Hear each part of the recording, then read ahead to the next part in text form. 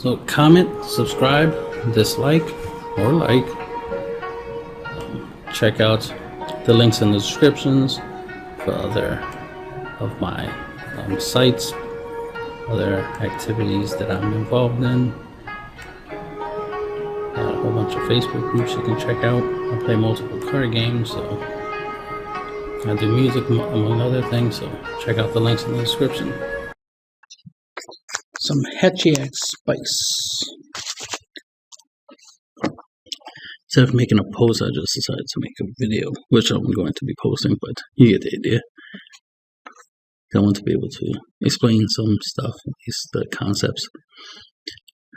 As you can see, you got the SS Gotenks Surging Strike.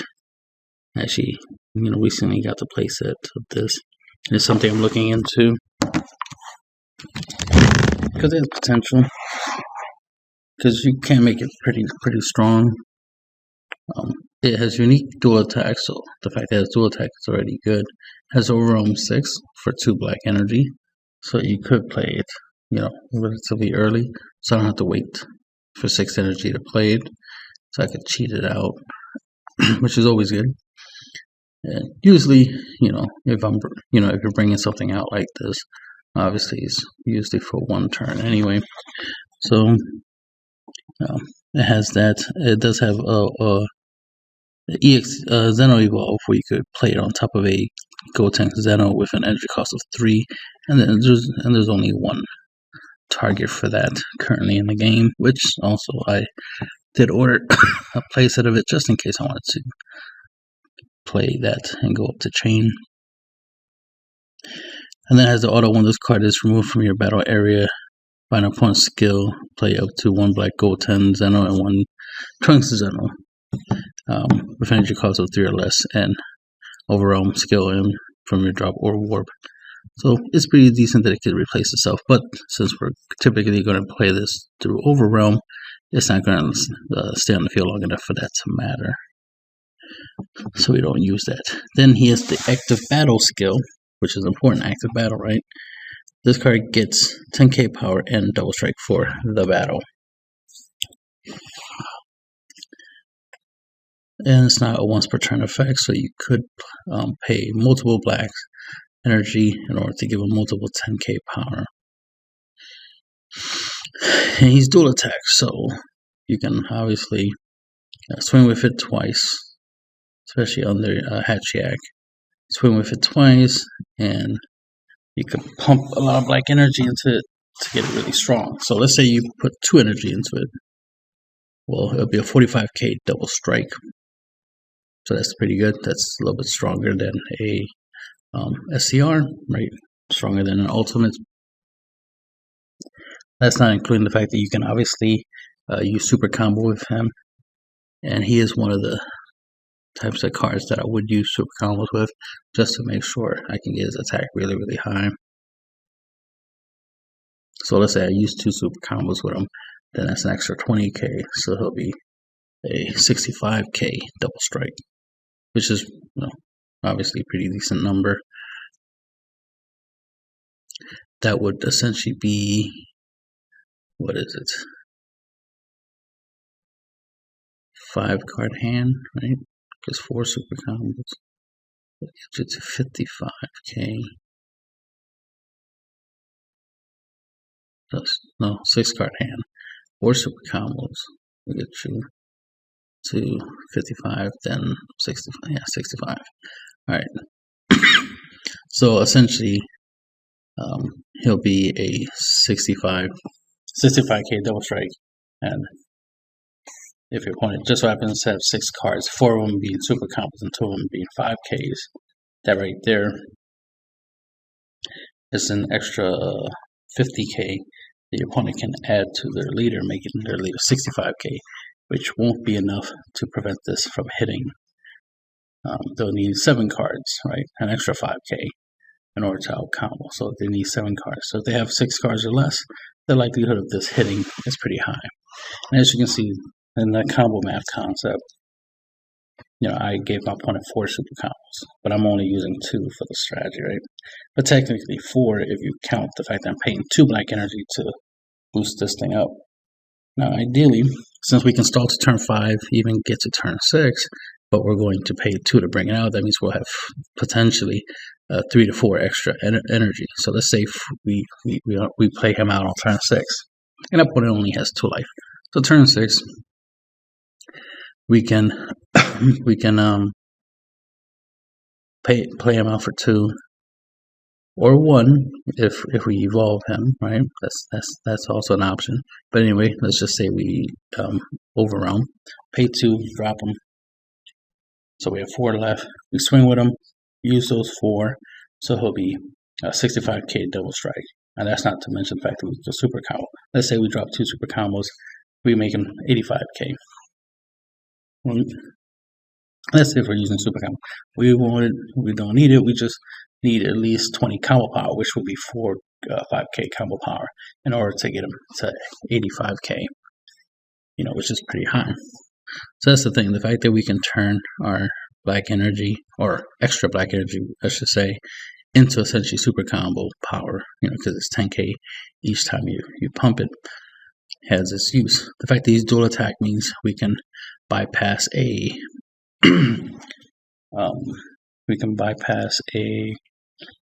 negate, single negate. So we have 2 chances to potentially go for game. And all we need is for our attack to go into the combo step and then start pumping it up through the active battle effect, comboing from our hand to further and go beyond, right? So there's that.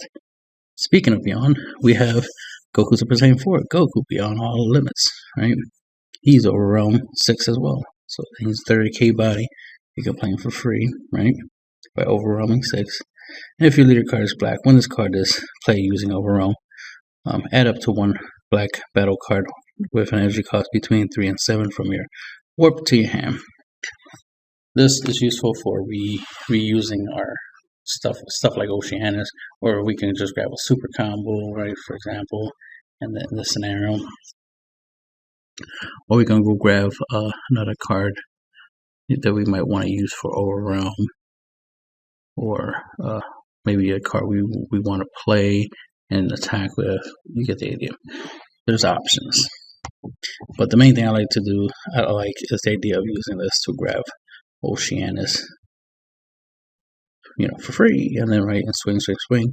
Keep your energy up so you can play Oceanus and any other negates and stall for another turn. If you don't win this turn, which you play this. So this is a good way of recycling. Useful battle cards.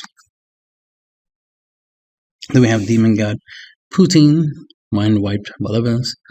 I'm still waiting for the other 2 copies of the card. I just got 2 of them today. I'm waiting for 2 more. She's a blocker. She has a Dark Overwhelm for 3 for 2 energy. She has auto. Then when this card is played from your hand, specifically from your hand, choose up to one of your opponent's battle cards with an energy of cost 4 or less, and switch its active mode and gain control of it. So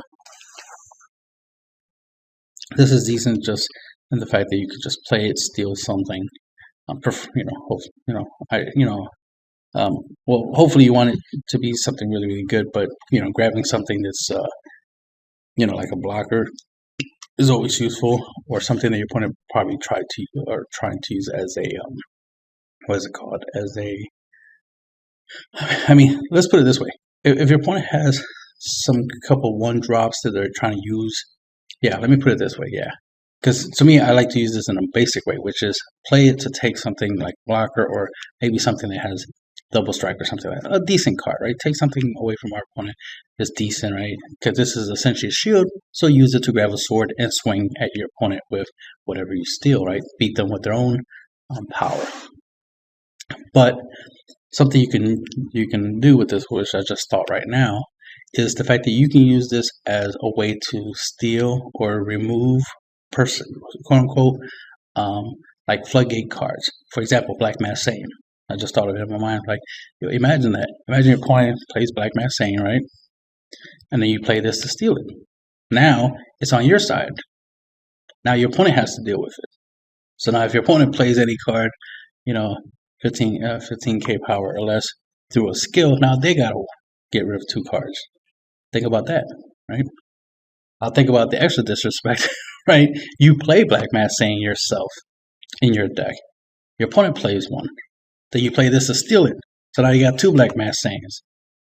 So they're in double trouble, right? So this is a decent side deck card, especially like a mirror match type thing. And this is generic, right? It's black, right? Just not there's no black energy needed to play this. This is generic, so you can play this as a side deck card. Period. And this can help you grab stuff, especially if you play evolve. You have cards you evolve, so you can play this, take something, and evolve. Especially if you're evolving for free. This is a really good side deck card when you really think about it. Because for me, I was just like, oh, play this and take something, a decent card like a blocker, so I can have my defense up, because I'm playing Hatchhyack and whatnot. Or take something, with 20k power double strike, or something similar to that, right? But then to think of like, oh, this could be good as a way to steal like my opponent's like little tech cards in case they tech something in. Obviously, this doesn't ignore barrier, so won't be able to take some really good cards that have barrier. But this will be, decent at against many floodgate cards that don't. Like, let's say, for example, because recently somebody dropped Poutine on me. Ironically, this is Demon God Poutine, right? So imagine playing this to steal your opponent's Poutine. I have to, in my mind, I can't remember. I don't know. Does she have barrier? Let's say Poutine doesn't have barrier. You can use this to steal it. I'm just thinking, does she have barrier? She probably doesn't. But if she does, then yeah, you can't steal it. But if Poutine doesn't have barrier, then you can play this and steal the Poutine, and then you have two Poutines on your side here, right? Gotta love the Poutine. So it's just the funniness of the fact you could take away somebody's, like, you could take somebody's floodgate, like somebody has a card that gives them an advantage, and you're like, all right, play this and take it. Because most, little tech cards, little floodgate cards or stuff like that can be taken with this. Let's say if somebody has the one drop, because I know some people are playing that one drop, Kami United or Unification or something like that, right? The one that does 4 less ignoring barrier board wipe. You can play this to steal it from your opponent. Now you have the ability to board wipe, right? So little things like that. So it's just a nice little card when you really think about it. I just was thinking of it in a basic way, but in a competitive, right, a anti-side decking type of way. It's like, oh, this would be a good card to steal your opponent's, tech cards or floodgates, or like in my mind immediately, like, yeah, I would love to steal my opponent's Black Mass Saying, right? That'd be fun. Or take something similar to that, take my opponent's Poutine, right? So if they overrun, I'm like, oh, put that into rest mode. Thank you very much. You know what I mean? Things of that nature. Using this to steal somebody's blocker that has revenge. Like, oh, thank you. Now I have a revenge blocker, right? That kind of stuff. We have another Poutine, right? Another Demon God Poutine, Umbral Might. She's a 15k blocker, so we have another blocker. She has the auto that when you play her from your hand, you can play a token, but in Hatchhyack, you can't play the token. But still, she is a Dark Overwhelm 3 for 1 energy, so you could play her out for 1 energy and have a body on board. And since she's Dark Overwhelm, she'll stay, which is nice. So that's nice that they give Dark Overwhelm to blockers. That way, when you overwhelm them, they at least they'll stay, right? Because it's Dark Overwhelm, not regular Overwhelm. So you can play her for 1 energy. That way you can still have energy up to play negates and Oceanus and all that other good stuff. She has the active battle ability, which only works with the demon soldiers, so we can't use that. But the fact that we can play a 15k blocker essentially for 1 energy and 3 black cards are dropped, it ain't bad. So there's that. And then we have Magikayo, the shapeshifter. He is blocker barrier with revenge. Enough said, right? This is at least a good side deck option because of the fact that you can, for 3 energy, just put it out there, and now when your opponent tries to sneak something out, try to bring something out, But I'll give an example of something I thought of, like what I would want to use this for. I want to use this against GT, the GT deck, how it likes to bring out that 8-drop, GT card where it has Trunks, Goku, and Pan on it, and then use this active main to put itself under the spaceship as a way of protecting itself. Well, this will be useful to deal with it because you play this, and if your opponent brings it out, does the abilities to make it where it can attack twice if I'm right, and something like that. And if they decide to attack, you'll just boom, you'll block. Revenge will kick in and kill it. And Revenge bypasses barriers, so you don't have to worry about your opponent having something with barrier survive this. So it'd be kind of hard for anything to survive being blocked by this. So by playing this inherently, it is already going to be a deterrent. So that's why I already have my play set, and I'm definitely going to be toying with it. That's what she said, right? Definitely going to be using the poutine, have some fun with that. I'm definitely going to try out my shapeshifter, see how that plays out. Because ideally, you want to use it against something, obviously, ideally, but you have no problem with the side effect of your opponent not wanting to attack because of the fact that you could block. So more likely they'll try to rely on their leader and unison swings, which is nice because that's minimizing their attacks already. And then your leader's ability is already reducing how many times they can attack or battle card, right? So this has great potential in Hatchhyack. So that's why I'm sharing it. Once I start playing it and test it out, yeah, we'll see it in more deck profiles, but definitely looking forward to its potential.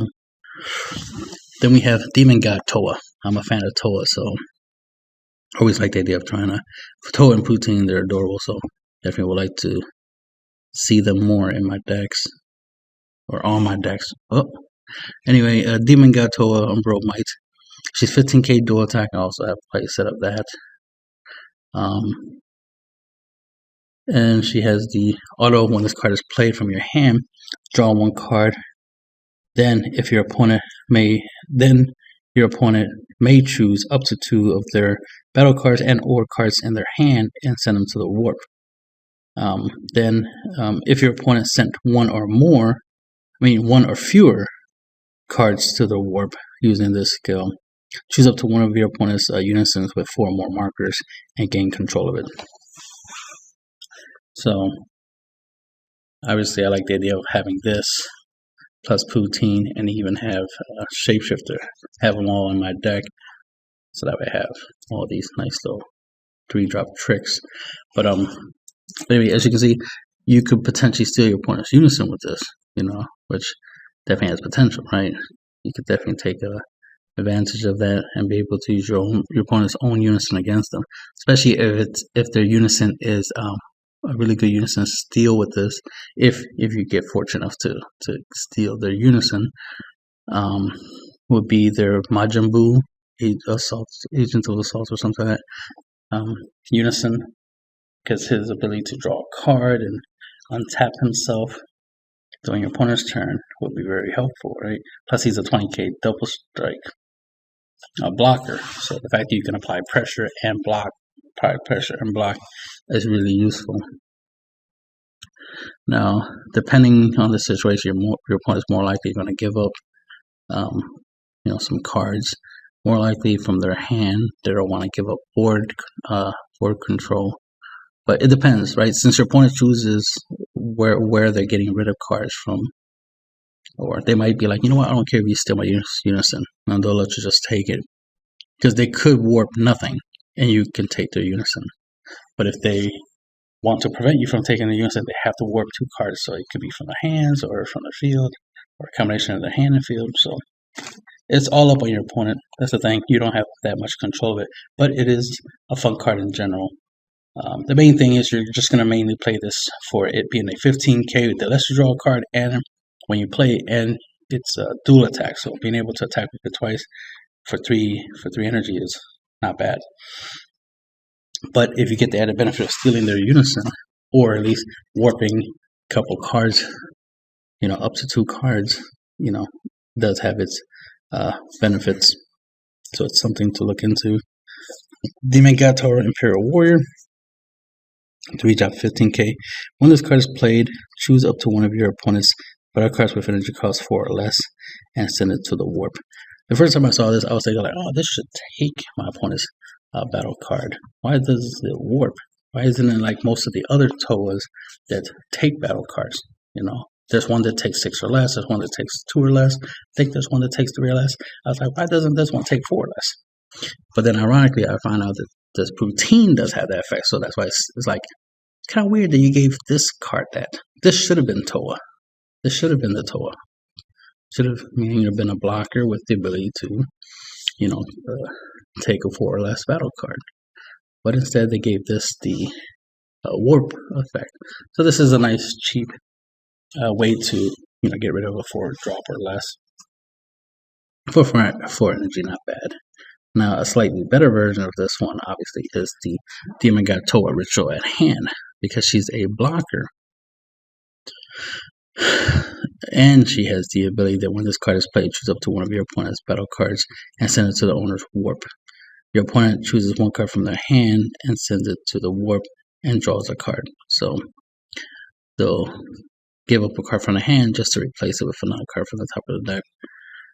But at least you get to switch, force them to switch out a card from their hand, which hopefully is a good thing for you, right? And then you get rid of one of their good battle cards. Plus, you put up a wall, so further increasing your defensive capabilities.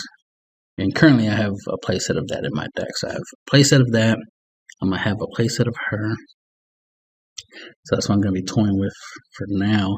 But I am, trying to play the Demon God Toa and the Shapeshifter. So we'll see how that works out. It's gonna be lots of fun. Now on to the unison parts. Because of the fact that, drip coup is a thing, right? And some people, like to say that, drip coup and cooler, or at least unison heavy decks, they do really well against Hatchhyack or something, or Hatchhyack is vulnerable to multiple unison swings, which is like, it's possible, but, Oceana says no. Oceana says, no, you attack, you mill 4. Good luck. So good luck with that. Trying to attack a lot in a single turn. So, and then of course, if you have a deadly defender, and if they're not comboing to make their unison stronger, then they're just barely running into walls. So it just depends on the scenario. So most people, I notice, when they play Drip Coup, they don't seem to combo to make their unison stronger. They just attack with the power it has. Even though they tend to draw a lot with that deck.